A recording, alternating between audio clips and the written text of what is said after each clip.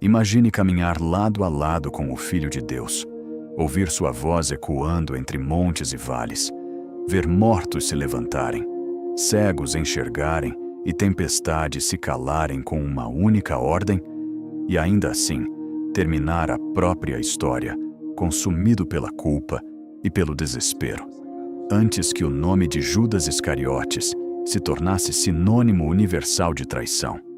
Ele foi apenas um menino judeu, crescendo sob o peso do domínio romano, filho de Simão, como registram os evangelhos, possivelmente originário de Queriote, na Judéia, vivendo em uma época em que cada rua carregava tensão política e cada sinagoga ecoava promessas antigas sobre um Messias libertador.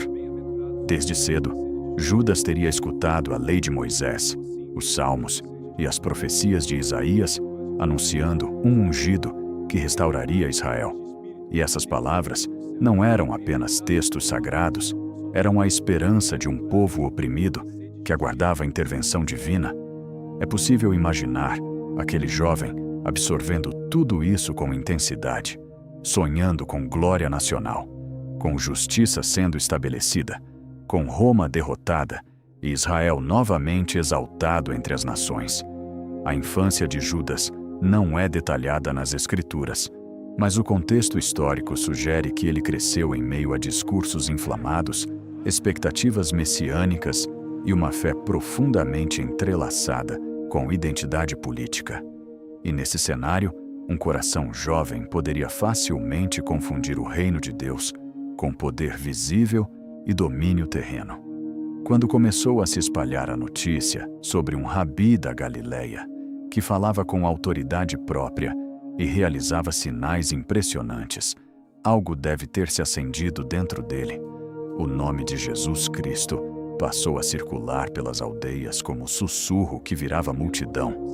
Leprosos eram purificados, paralíticos andavam, multidões eram alimentadas no deserto, e as palavras sobre o reino de Deus não soavam como mera teoria religiosa, mas como anúncio de algo iminente. Judas decide seguir aquele homem, não como observador distante, mas como discípulo escolhido entre os 12.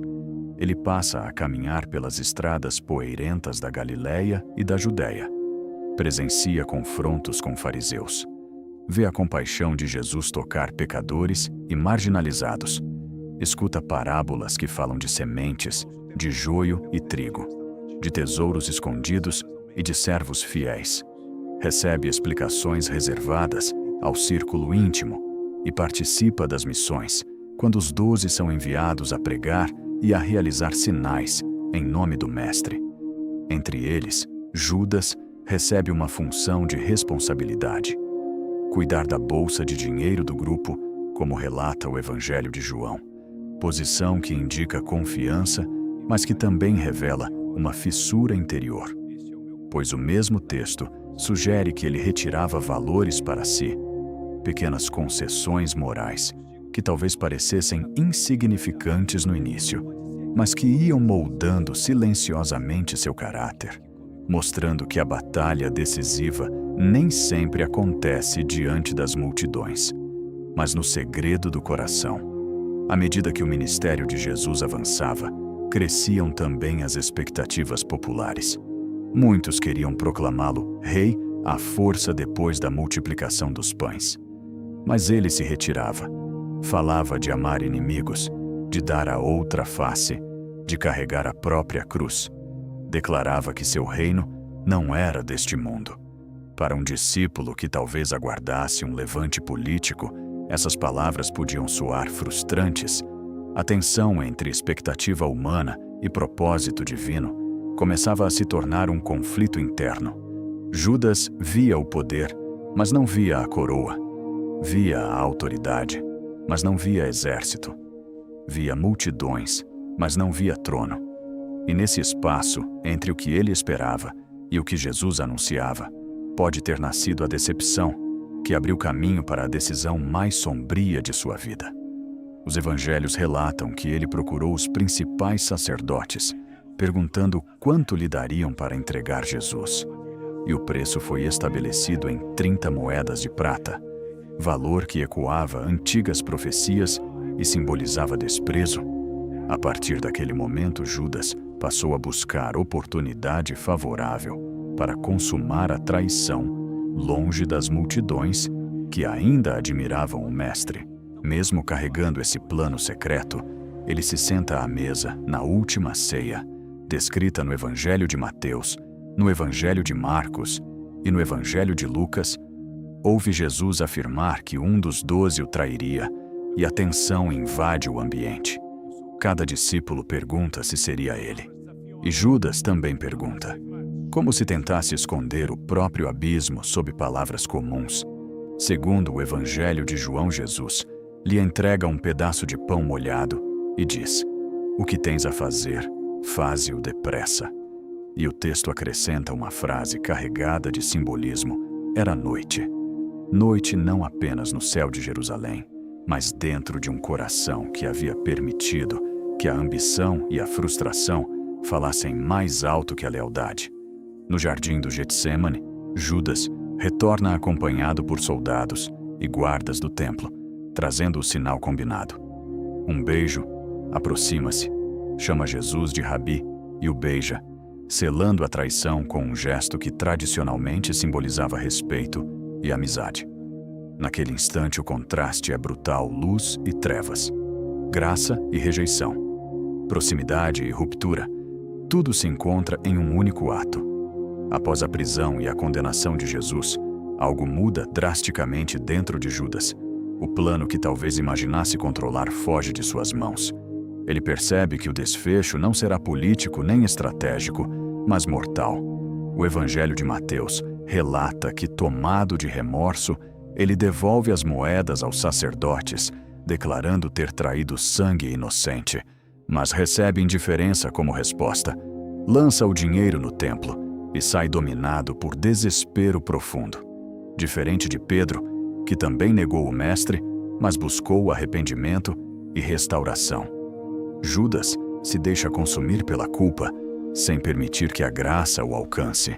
Ele se enforca segundo Mateus, enquanto o Atos dos Apóstolos menciona o campo adquirido com o preço da iniquidade, que ficou conhecido como campo de sangue, encerrando assim uma trajetória marcada por proximidade extraordinária e decisão devastadora. Judas não começou como símbolo do mal. Ele foi filho, discípulo, administrador, testemunha de milagres e participante da missão. Mas permitiu que desejos não alinhados ao propósito divino moldassem suas escolhas até o ponto irreversível. Sua história atravessa séculos como alerta poderoso de que estar perto da verdade não garante transformação e de que o coração humano, quando dividido, pode transformar promessa em tragédia, proximidade em queda e oportunidade em perda eterna. E ao recordar sua vida, somos confrontados com uma pergunta inquietante, não sobre o quanto conhecemos sobre o sagrado, mas sobre o que fazemos com aquilo que conhecemos quando a decisão final repousa silenciosamente dentro de nós. E se a história de Judas não terminar apenas na corda e no silêncio do campo solitário, mas continuar ecoando como um aviso eterno, atravessando gerações, porque sua trajetória não é apenas sobre traição, é sobre escolhas silenciosas que começam pequenas e quase imperceptíveis. É sobre o perigo de caminhar tão perto da luz e ainda assim permitir que sombras cresçam no interior. Após sua morte, os discípulos precisaram lidar não apenas com a perda do mestre, mas também com a ausência daquele que caminhou com eles durante anos. O nome de Judas Iscariotes passou a ser lembrado com dor e perplexidade, pois ele havia visto os mesmos milagres, ouvido as mesmas palavras, sentido a mesma presença que os outros, e ainda assim tomou um caminho diferente. Enquanto isso, a mensagem de Jesus Cristo continuava a se espalhar após a ressurreição, trazendo esperança até mesmo para aqueles que haviam falhado, como Pedro que chorou amargamente, mas foi restaurado. O contraste entre Pedro e Judas se tornou um dos maiores ensinamentos espirituais da história cristã. Um escolheu correr para longe consumido pela culpa. O outro correu de volta buscando perdão.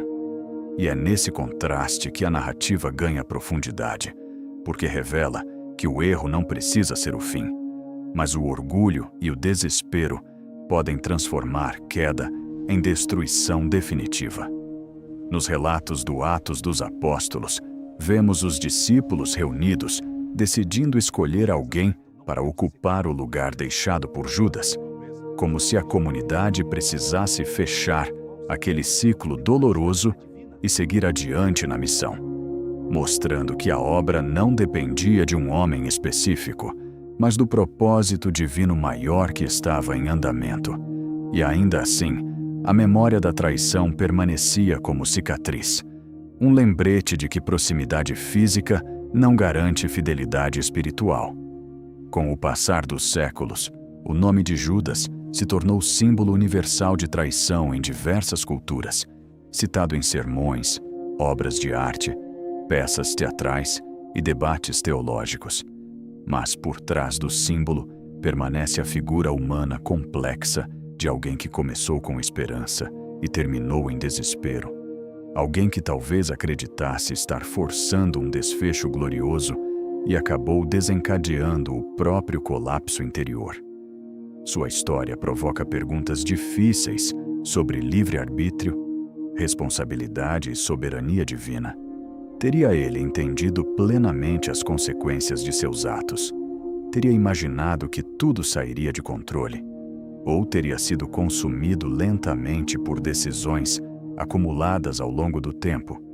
Independentemente dessas questões, o que permanece claro é que sua trajetória funciona como espelho para qualquer pessoa que já lutou com ambição, frustração ou conflito interno.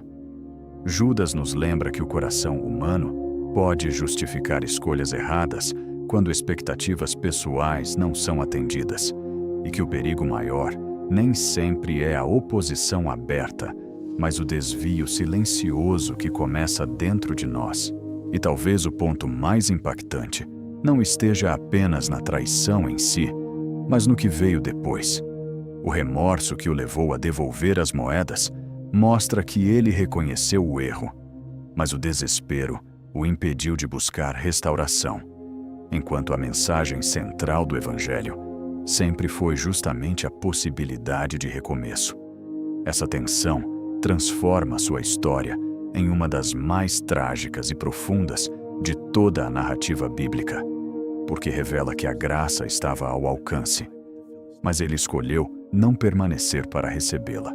Assim, a trajetória de Judas continua sendo contada não apenas como advertência, mas como chamado à vigilância interior, lembrando que fé não é apenas caminhar ao lado do sagrado, é permitir que o interior seja transformado por ele, e que cada decisão aparentemente pequena pode moldar destinos eternos. Sua história termina em silêncio, mas a lição permanece viva, ecoando através dos séculos, convidando cada geração a examinar o próprio coração antes que a noite caia novamente. E assim termina a história de Judas Iscariotes, uma trajetória que começou com expectativa, passou pela convivência direta com Jesus Cristo e terminou em silêncio e escuridão.